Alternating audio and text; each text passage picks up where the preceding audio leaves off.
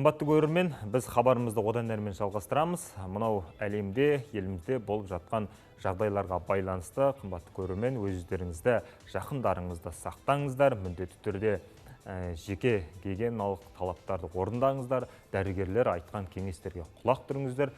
Дегіміз келеді, өйткені әр адамның денсаулығы өз қолында, сондықтан да өз өмірлеріңізге бейжай қарамаңыздар дегіміз келеді. Әрқашанда жақындарыңызға жанасыр болуда ұмытпаңыздар. Ал біз хабарымызда одан әрмен жалғастырамыз. Қымбатты көрермен, бана біз бағдарлама басында алғашқы көліктердің пайда болуы туралы бейне сюжет ұсынған болатынбыз. Ал дәл қазір біз сіздерге ұсынатын қызықты топтаманың бірі бұл алғашқы аяқ киімдер. Қазір біздің үстіміздегі киімдер, аяқ киімдердің барлығы заман сұранысына сай, сән мен сымбатқа сай өзгеріп отыратынын білеміз. Ал алғашқы аяқ киімдер қашан, қай уақытта пайда болды және оны кімдер киді? Сіздерді қызықтырса, экранға зер салыңыздар. Жауды аяққа таптау. Алғашқы аяқ киімді сандалмен байланыстырады. Біздің заманымызға дейін 35-100 жылдықта мысырлықтар аяқ өлшеміне сәйкес сандалдарды тіге бастаған. Ол үшін аяқ іздерін дымқыл құмға қалдырған. Басында аяқ киімді тек перғауындар мен жоғарғы тап өкілдері киген. Аяқ киімнің табанын жасау үшін пальма жапырағын не папирусты қолданған, ал бауын алтын тастармен әрлеген. Кейде табанына қаш жауының суретін салғызған бұл аяққа таптау дегенді білдіреді. Дәл осындай дәстүр ежелгі римдіктерде де кездеседі. Сандалдар бірден танымал болып, асқан жылдамдықпен әлемнің түкпір-түкпіріне тарады. Оны тек ерлер ғана емес, әйел адамдар да кие бастады. Тек уақыт өте сән өзгерісі, діндердің таралуы жамылып, жүруді насихаттау аяқ киімнің бұл түрін біраз уақытқа дейін қолданыстан шығарды. Жезтырнақ. Франция, Англия, Германияда 14-15 ғасырда ұшы ұзын аяқ киімдер сәнге айналды.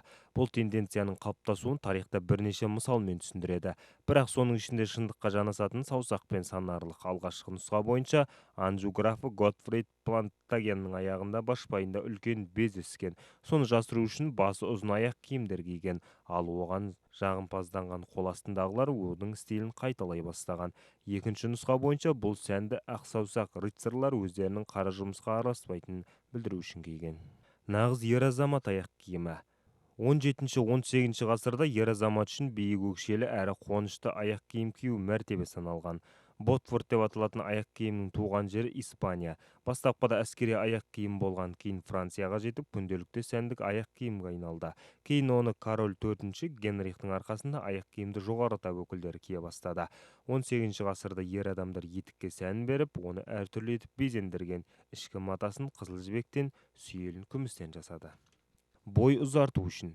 Бұрыннан бойы қысқа ер адамдар ұзын көріну үшін аяқ киімнің маңызын ұққан. Ежелгі грек және рим актерлері бойларын ұзарту үшін катронды киген. Өздерін құдайға теңеген патшаларда бұл идеяны жүзеге асырған. Биік өкшелі аяқ киімдерде бастапқыда ер адамдардың сәнді әшекей саналатын. Еуропаға Парсы елінен келген биік өкшелі етіктер салт аттылар үшін ыңғайлы саналған.